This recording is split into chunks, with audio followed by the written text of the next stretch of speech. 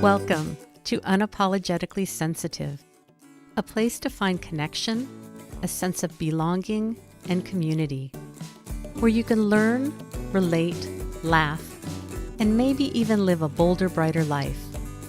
I'm your host, Patricia Young, licensed clinical social worker. The information in this podcast is not a substitute for help from a licensed mental health professional. This is a weekly podcast where we explore how sensitivity weaves itself into our lives. We talk about the richness that it adds, the strengths we have because of our sensitivity, and some of the challenges it poses as well. Sensitivity is nothing to apologize for. It's our superpower.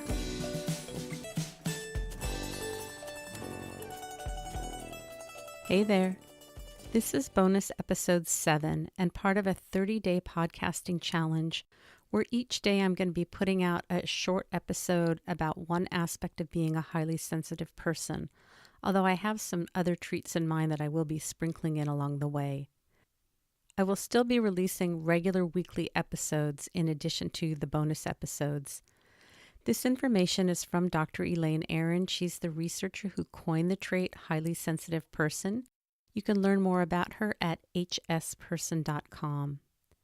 If you're enjoying the podcast, please share it with others. If you're interested in working with me and you live in California, you can go to patriciayounglcsw.com.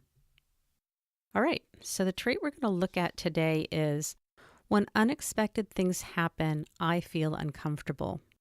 So this can be anything like transitions. So that can be getting ready to leave the house, going to work, having something that's unexpected. You go to your car, you have a flat tire, we're not prepared for it.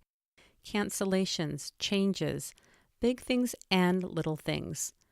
Maybe we're trying to find something and we can't locate our keys, or we're trying to find something that we need. We get a little bit more upset and frustrated than non-HSPs.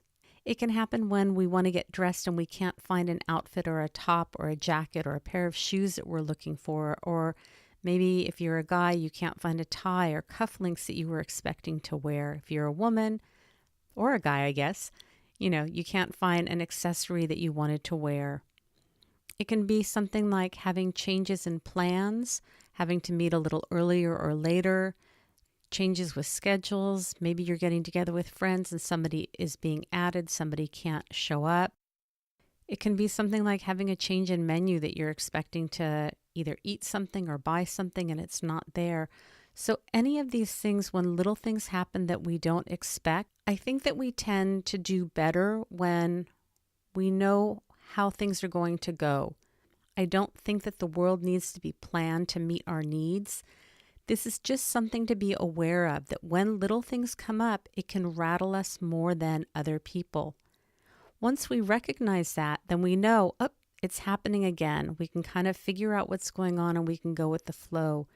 Even though we're talking about these characteristics, it doesn't mean that it's an excuse to be rigid and inflexible and try and control the world so that we feel more comfortable.